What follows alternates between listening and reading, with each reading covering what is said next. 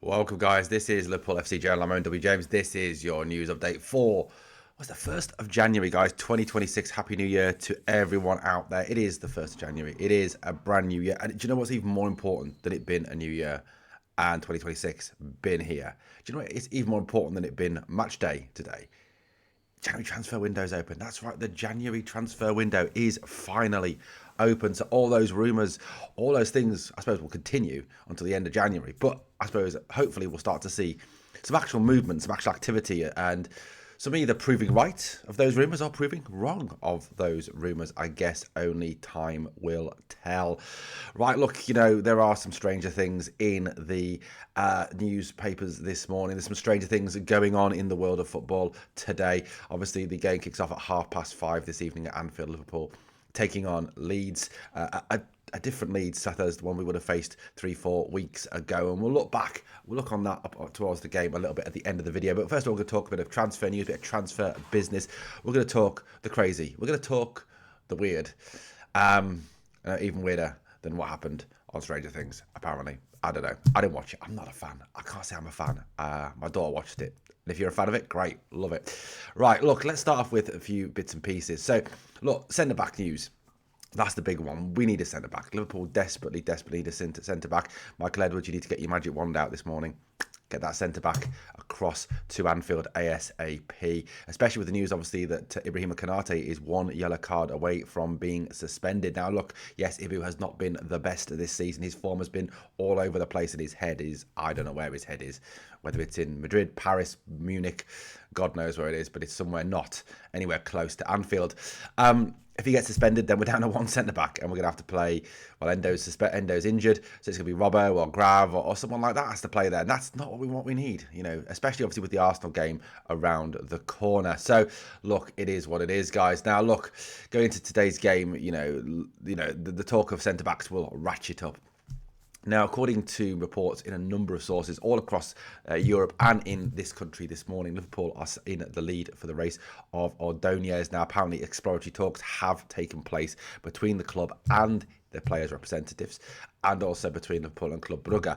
It is now down to the fact whether Liverpool want to pull the trigger on a £35, wish it was £35, on a £35 million move for the centre-back. Look, I think it would be a good buy. I think it would be a good player to bring in. 21 years old, very much an FSG type move, very much a Michael Edwards type move, very much a player who can come in and I think fill gaps until the summer when we may move for someone like a Guehi, a Schlotterbeck, or a Bastoni, someone of that calibre or quality, given the uncertainty continuing around what is happening with Ibu Konate.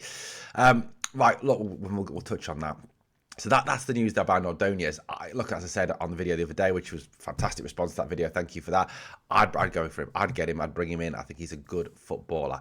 Now, there is talk this morning about Mark Guehi. Now, according to reports in a number of sources and from reliable sources as well across Europe, and we can quote the Ornsteins, the Romanos, the Togliaris, the Plettenbergs, etc. in this.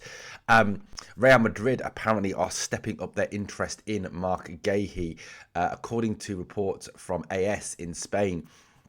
Madrid see Guehi as their top target this summer, as they have a need for centre backs with likes of Rudiger leaving this summer, and obviously as well is it not Upamecano, the other guy who's leaving, I can't remember his name now, is leaving as well. So look, I think there is a real desperate need now. Obviously they don't want Konate. They've said as much. That scouting report the other day, which I talked about in the video yesterday, about that he makes mistakes, that he makes serious errors, that his lapses of judgment and concentration cost teams.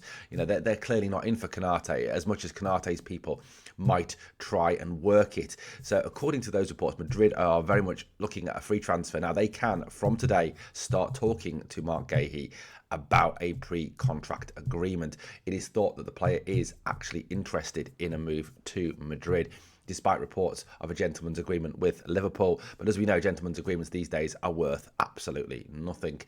Now, there is also talk this morning that Manchester City may attempt a move for in January to beat both Liverpool, Real Madrid, and also Barcelona and Bayern Munich, who've also shown an interest in the England international.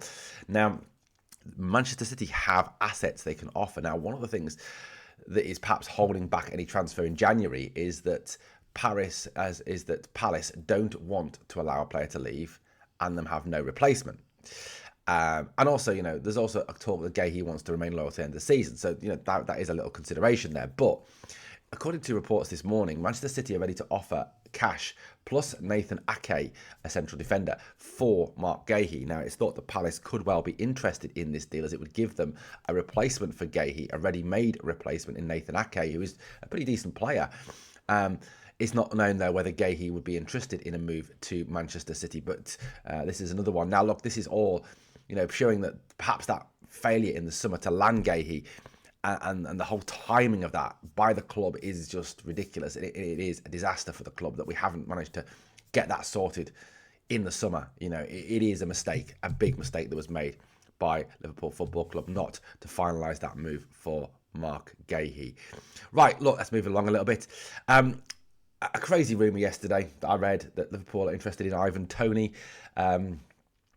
His Saudi team, Al Ahly, want a way out for Toney, apparently. Now, Toney's on £540,000 a week at Al Ahly, and I don't see that as a sustainable amount for any club in England to pay, even with the Premier League riches. Toney apparently is a Liverpool fan. So goes the report. And with the injury with Isak, apparently there was reports that Liverpool could bring Toney in on loan for the rest of the season. Look, personally, I don't see a lot of credibility in this one. I just cannot see it happening. I don't think it's true. I think it's up there with the Gonzalo Ramos rumours and the other crazy, strange rumours that we've had. I read a rumour this morning. Apparently Newcastle and Manchester United interested in buying Trent Alexander-Arnold from Real Madrid, who are apparently ready to cash in on Trent after seeing him as a bit of a failure in Madrid, as I think many people predicted he would be. According to reports in a number of English publications this morning, Manchester United and Newcastle are ready to launch £35 million bids for the player. Could you imagine Trent goes to Manchester United? His status as the Rat would be perfectly rounded off, wouldn't it? Look, again, I think these are crazy rumours. I really do. I think it's just clickbait media, if I'm being honest with you. Along with those reports of Mo Salah going to Roma on loan from January to the end of the season. Now, according to reports, Roma are not ready to buy him or to take his wages on board, but will be willing to take him on loan from January onwards. Now, yes, I think there is still an element of disagreement between him and the manager there. I think there is still, that is not wholly sorted yet, despite the fact he did play against Brighton. However, reports from those within the club, the Lewis Steels, the Paul Gorsts of this world, David Ornsteins as well, all saying that Liverpool have no intention of selling Mo Salah in January or allowing him to leave, certainly on loan either. And with our forward options being exceptionally short at this moment in time, I cannot see any truth in that story either. It's just crazy times now. The January window is finally pushed open by the clubs.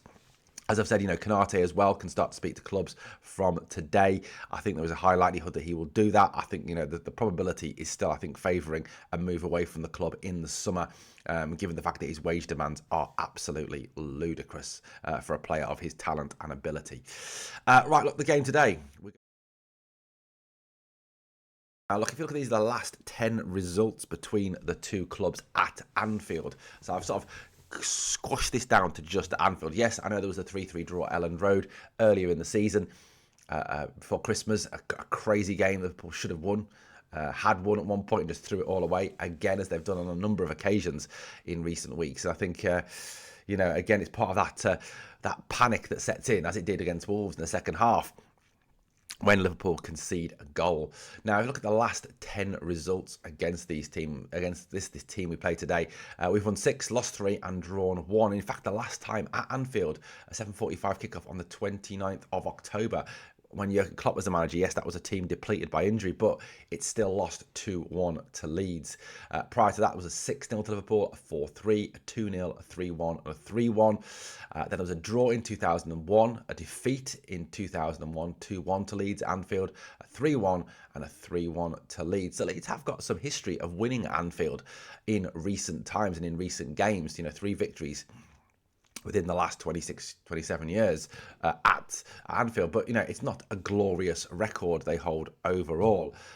Liverpool have won 64% of the 61 games that have taken place between the two clubs at Anfield over the last over the time that this match has happened. There is a domination there from Liverpool, which I think is expected to very much continue today.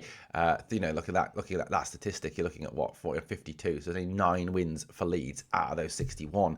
It is in a relatively small amount. And I think, as good a form as Leeds have been in over the last couple of weeks, I think they very much would take a draw if they could get it.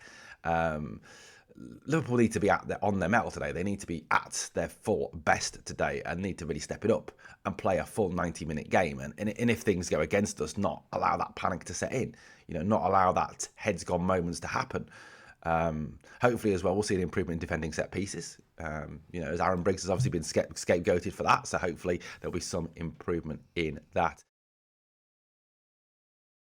And I think I've tried to also include a little bit of what I think the manager might do today.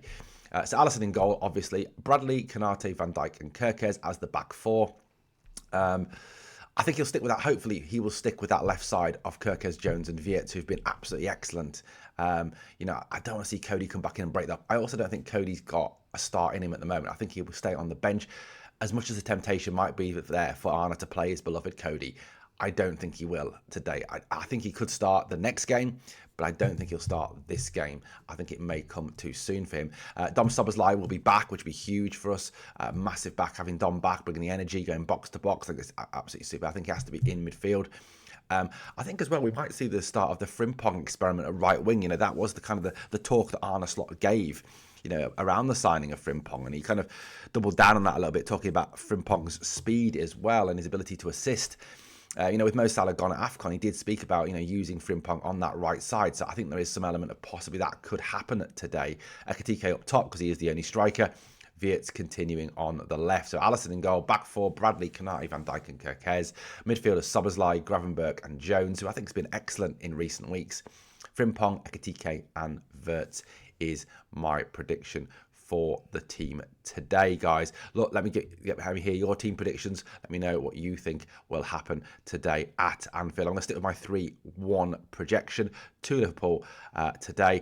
The guys, thank you for watching the Liverpool FC Journal. If you've enjoyed the content, please like, comment, share, and subscribe to the channel. Help us to keep on growing. Thanks for watching, guys. Catch you on the next one.